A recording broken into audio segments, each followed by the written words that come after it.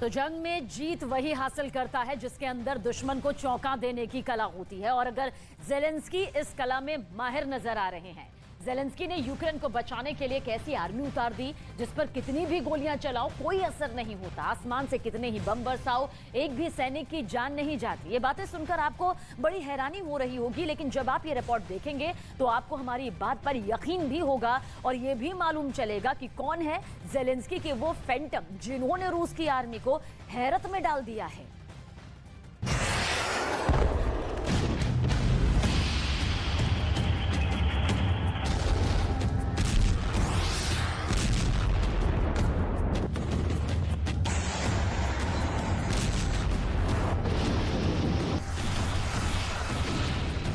Ukraine की जंग में पुतिन के साथ बहुत बड़ा धोखा हो गया है। पुतिन के फाइटर जेट्स ने यूक्रेन के सैनिकों पर बम तो खूब बरसाए,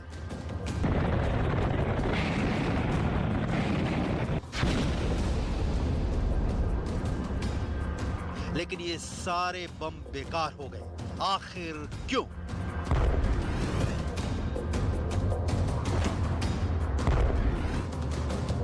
आखिर जेलेंस्की ने ऐसी कौन सी आर्मी बनाई है जिन पर बम गोलों का कोई असर नहीं हो रहा?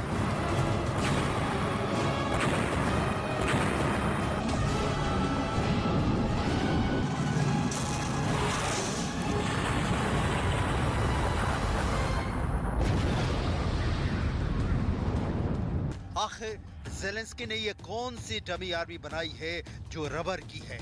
इस पर कितने ही बम बरसे, रूस के हजारों करोड़ों के बम धमाके के साथ धुएं में उड़ जाते हैं, लेकिन यूक्रेन की आर्मी का बाल भी बांका नहीं होता। आखिर क्या है जेलेंस्की की डमी आर्मी का रहस्य जिसने पुतिन की थल सेना और वायु सेना को कंफ्यूज कर दिया है?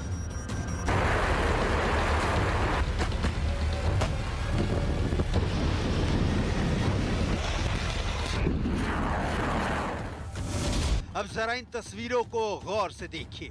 ये आज से 78 साल पहले की तस्वीरें हैं, जब दूसरा विश्व युद्ध जीतने के लिए हिटलर को हराने के लिए ब्रिटेन के तत्कालीन प्रधानमंत्री विंस्टन चर्चिल ने एक पूरी फेक आर्मी खड़ी कर दी थी। देखिए इन 78 साल पहले की तस्वीरों को। ये एक टैंक है जो अंदर से पूरा खोखला है। देखिए ये बख्तरबंद गाड़ियां जैसे फूंक मारने से हवा में उड़ जाए। देखिए ये रबर की तोप जिसमें हवा भरी जा रही है। और देखिए ब्रिटेन के ये दो जवान जो रबर के टैंक के अंदर घुसे और टैंक की मूवमेंट शुरू हो गई। आखिर ये चर्चिल का कौन सा चक्रव्यूह था जिसमें हिटलर बुरी तरह फंस गया? 78 साल पुरानी ये पूरी दिलचस्प कहानी आपको इसलिए सुनाएंगे क्योंकि चर्चिल की ही रणनीति अब जेलेंस्की भी फॉलो कर रहे हैं।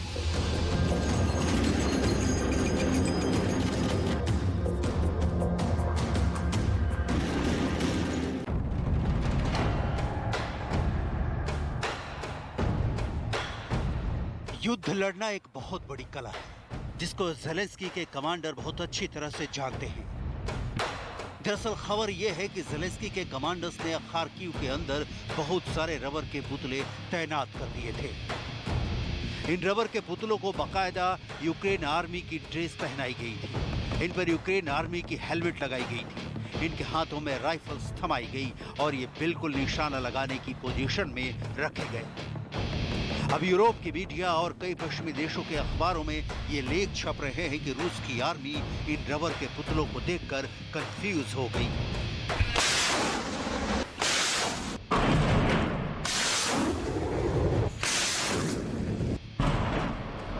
ये दावा किया जा रहा है कि खार्किव के अंदर रूस को पीछे धकेलने में इन रबर के पुतलों का भी बड़ा रोल रहा है। ये भी हो सकता है कि इस तरह के रबर के पुतलों को देखकर रूस के फाइटर जेट से भारी मात्रा में बम बरसाए हों और रबर के पुतलों को हवा में उड़ते हुए देखकर उनको जीत का एहसास हो गया हो, जो बाद में धोखा साबित हुआ। क्योंकि रबर आर्मी असली नहीं बल्कि जेलेंस्की की फेक आर्मी यानी नकली आर्मी है।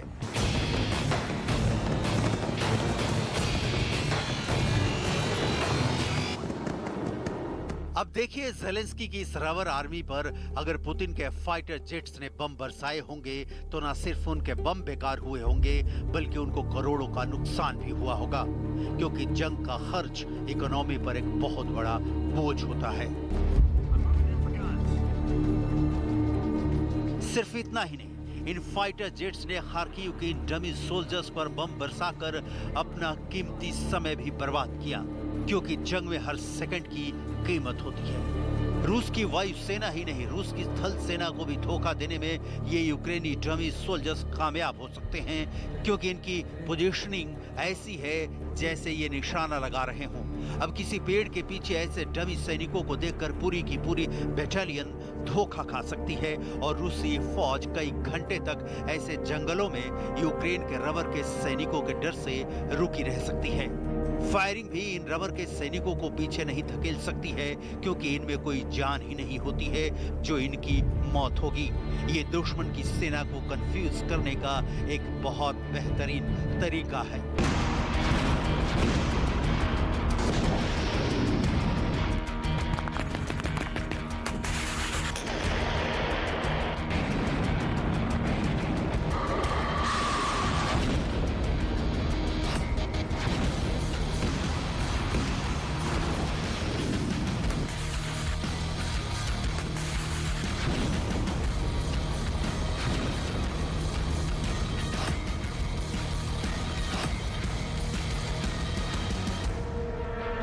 अब जरा ये हेडलाइंस देखिए तो आपको पता चलेगा कि किस तरह दुनिया में पुतिन का मजाक बनाने की कोशिश की जा रही है। इसका मतलब है कि ओडेसा की नगरपालिका ने कहा कि ओडेसा क्षेत्र में समुद्र तट पर एक शौचालय को नष्ट करने के लिए एक रॉकेट बर्बाद किया गया। एक और हेडलाइंस देखिए, पुतिन का अपमान हुआ क्योंकि उन्होंने केवल समुद्र तट के एक शौचालय को नष्ट करने के लिए ओडेसा पर मिसाइल गिराई। ये तस्वीर देखिए, रूस ने 21 मई को दावा किया था कि उसने ओडेसा के समुद्र तट पर कैलिबर मिसाइल से हमला करके ओडेसा के ईंधन डिपो को नष्ट कर दिया है। На Одесском припортовом заводе высокоточными ракетами воздушного базирования ВКС России уничтожены хранилища с топливом, предназначенным для бронетехники украинских националистов. Кроме того, высокоточными ракетами воздушного базирования поражены 3 пункта управления. लेकिन यूक्रेन का समर्थन करने वाले मीडिया ने रूस के रक्षा मंत्रालय के दावे का मजाक बनाते हुए कहा कि सिर्फ एक टॉयलेट धमाके में बर्बाद हुआ है और कोई नुकसान नहीं हुआ है। अब कहा यह जा रहा है कि एक कैलिबर मिसाइल की कीमत 40 करोड़ रुपए होती है और इस 40 करोड़ की मिसाइल का इस्तेमाल पुतिन ने सिर्फ एक टॉयलेट नष्ट करने के लिए किया है।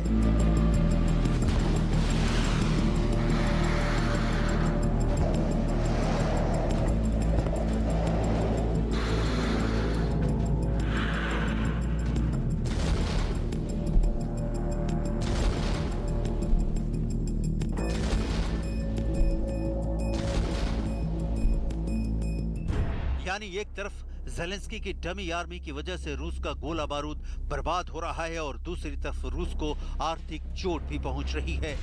यूक्रेन के लोग भले ही जंग का दर्द झेल रहे हों, लेकिन ज़ेलेंस्की अभी भी और लंबा युद्ध लड़ने की प्लानिंग में लगे हुए हैं।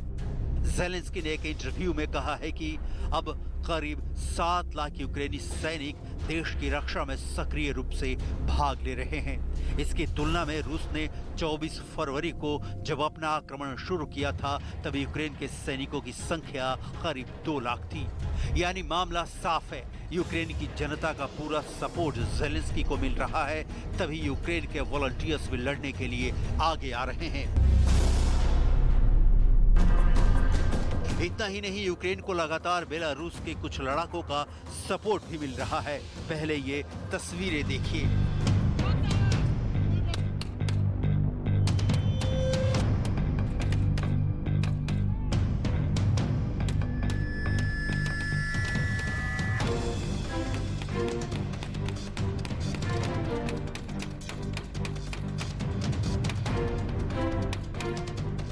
दरअसल ये बेलारूस के वॉलंटियर्स हैं जो यूक्रेन के लिए लड़ना चाहते हैं और इन वॉलंटियर्स को ट्रेनिंग देने का काम कर रहा है अमेरिका।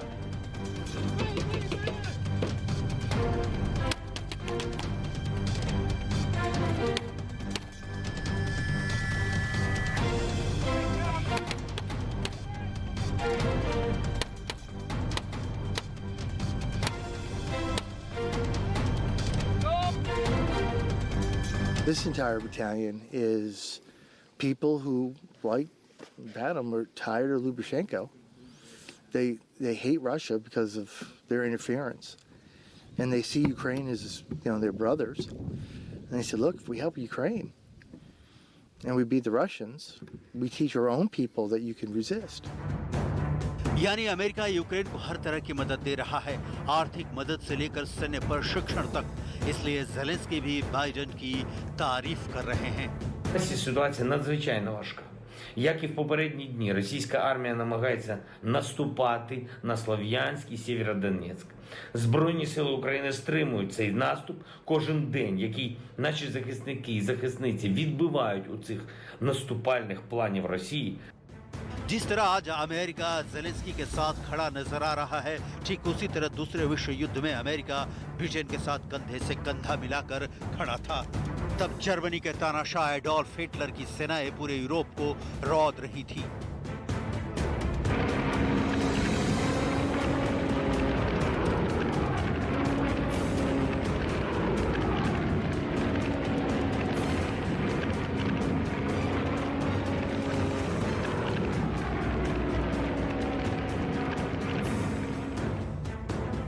और एडोल्फ हिटलर की ताकत इतनी ज्यादा बढ़ चुकी थी कि उन्होंने अपने फाइटर जेट्स को लंदन के आसमान में भेज दिया था।